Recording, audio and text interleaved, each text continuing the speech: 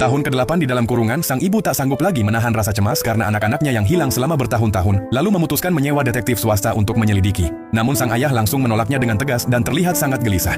Saat mereka berdebat, sepasang kunci khusus terjatuh di atas sofa dan terlihat oleh adik perempuannya. Ia mulai memikirkan perilaku ayahnya yang semakin aneh belakangan ini, lalu menimbulkan kecurigaan.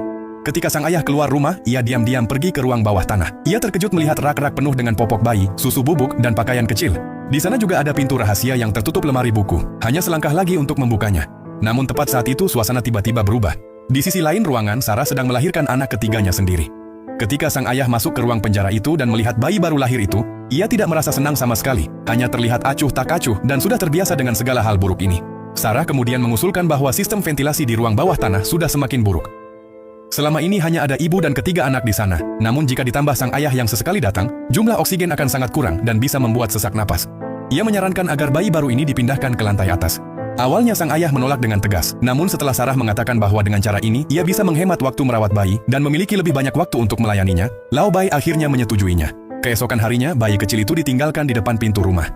Saat sang ibu melihat bayi itu dan pesan yang ditinggalkan oleh putrinya Sarah, ia sangat gembira. Namun karena terlalu terburu-buru, ia tidak menyadari bahwa di bawah pesan itu terselip pesan penting lainnya. Aku ditahan di ruang bawah tanah. Panggil polisi. Dan sialnya orang yang melihat pesan tersembunyi itu adalah sang ayah. Tahun ke-14, anak-anak tumbuh besar, namun karena tidak pernah melihat matahari dan kurang gizi, tubuh mereka sangat lemah. Namun hal yang paling membuat Sarah putus asa adalah tatapan kotor dari Lao Bai, yang kini mulai tertuju pada putri sulungnya yang semakin dewasa. Kamu sangat-sangat cantik. Sarah panik sekali. Ia tidak akan membiarkan nasib buruk yang menimpanya terulang pada anak perempuannya. Jangan sentuh dia, tolong tinggalkan kami sendiri. Ini pertama kalinya sejak ia ditahan, Sarah berani menentang sang ayah dengan tegas. Namun perlawanannya hanya berujung pada hukuman yang jauh lebih berat.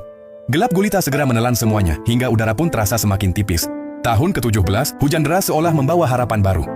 Air terus merembes dari langit-langit ruangan.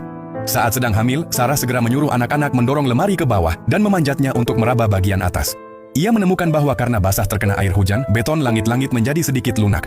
Sejak hari itu ia mulai menggali secara terus-menerus dengan sendok, siang dan malam. Akhirnya lubang kecil berhasil dibuat. Ia menyorotkan senter keluar lewat lubang itu. Cahaya redup itu menjadi sangat mencolok di malam hari.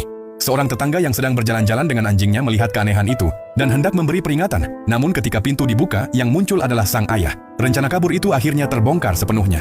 Apakah kita lanjut part 4? Tulis di kolom komentar.